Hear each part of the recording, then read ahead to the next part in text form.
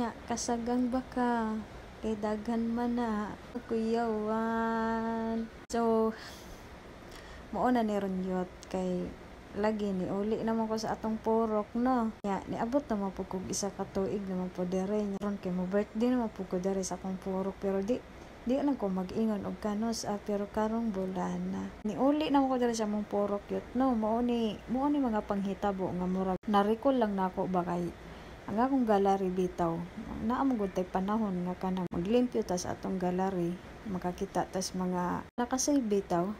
So nakahinomdom lang ko no. Niuli ko diri sa among purok. Mingpod nga nakauli ko nga nakakita ko ani nila ba. Jam ko sa ilahang kuan kay ang kinabuhi biya mo alagi ra biya ang tanan.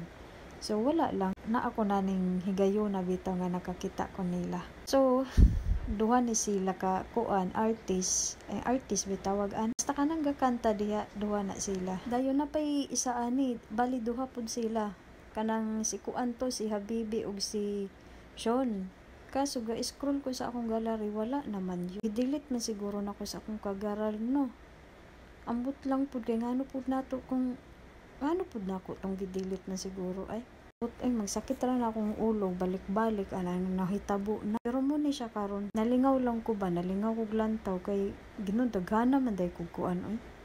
Daghana kog video nila oy. Si ano lang si Wilfredo lang. Siya lang gud akong gipabiling atong panahon na kay naman po laing banda atong ni kuan. Na-delete lagi na ako sa akong kagaral sa akong katanga. Daghan man ni sila eh. Kanila akong napilian kay trip lang nako pod nya. Karong panahon na kay natabian man pud ko nagaulan-ulan. So sabtan na lang wa may mahimo. Inyo na lang gud sabton kay nang lantaw mo dere. Sige scroll na kung di mo ganahan. Sumura to.